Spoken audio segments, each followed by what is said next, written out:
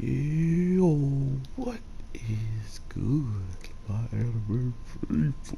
What is good, you? Baki, man. I, I, I don't know how to feel about this.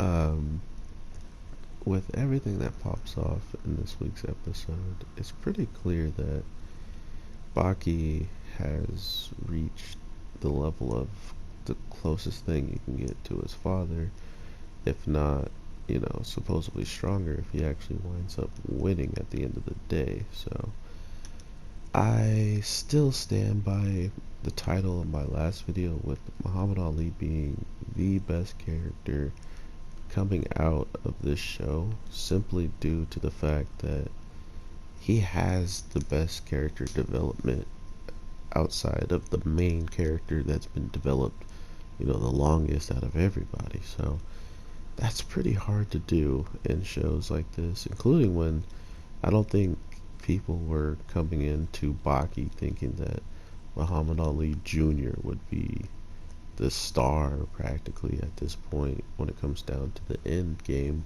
of this show. Of this season, I should say, excuse me.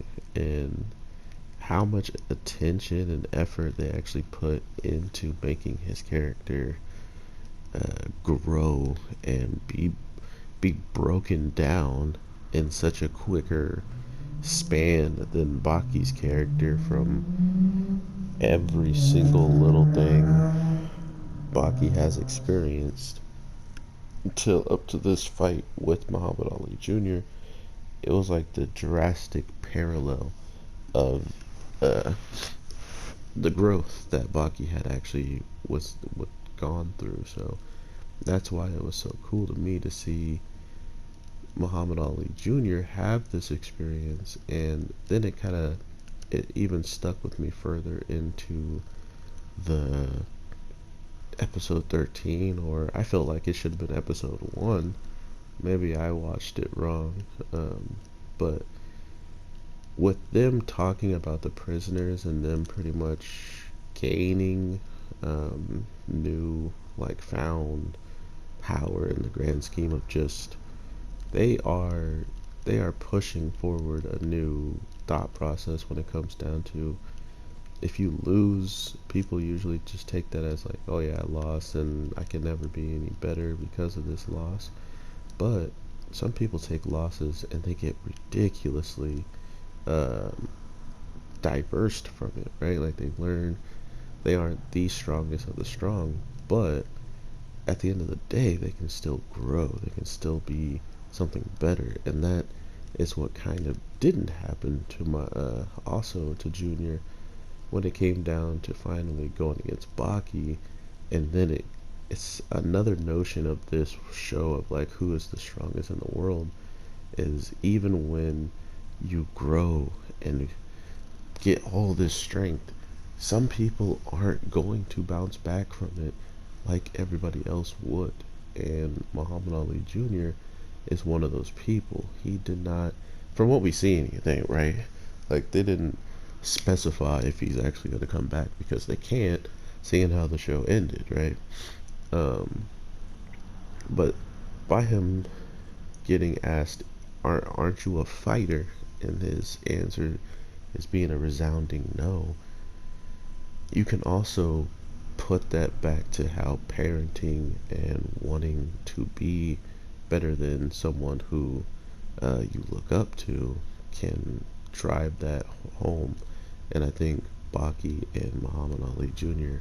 are the ones to experience this so heavily, but be so different in their approaches that it's going to be hard for either one of them to ever completely defeat the person they want to defeat. Not only that, it's going to be a grueling battle regardless. And for Muhammad Ali Jr., the person he wanted to beat was Baki. He wanted to defeat him. He practically had won at least one fight against everybody that Baki had already defeated, or at least had a chance of going against to become the champion of the underground tournaments. Even though we do learn that he had never actually faced one of the more stronger people who was out there taking out lions with his bare hands and stuff like that. So to not have fought everybody but still be considered the strongest outside of your father, who is the strongest creature, and Baki being the strongest man or strongest boy, um, it kind of just goes to show how much they put into every single moment in this show when it comes down to them living in the moment and growing from it. Kind of like how I'm going to live in this moment of dying by this stupid special. Yeah. Um, I do really, really enjoy what I got to see, but I won't say that this season felt better than the first season, unfortunately. I think season one actually might take it, simply due to the storytelling. Yes, this storytelling of this season was good. Don't get me wrong.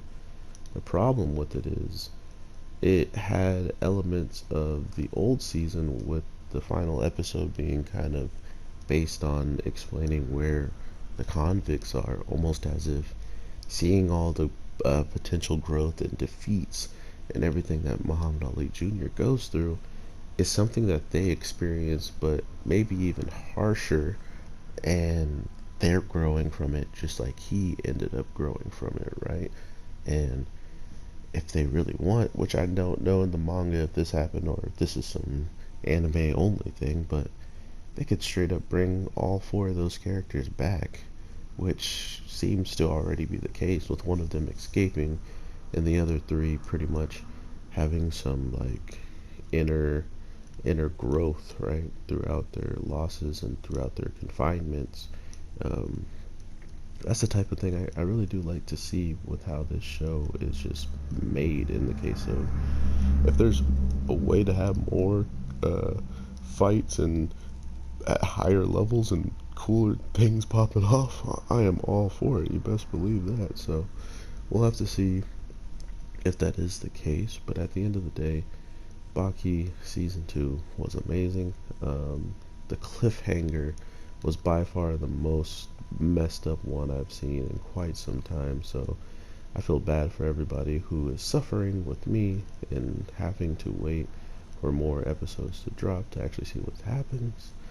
But at the end of the day, at least we know we're going to be getting some more because it hasn't ended. But I say that to say, hopefully Netflix keeps the show around. Hopefully it makes enough money that they're looking for, or enough views, or enough ratings, whatever Netflix wants for Baki to show back up and whatever. I think we're in good hands almost when it comes down to the quality and everything they did. It just comes down more to if it does numbers, and I hope it does.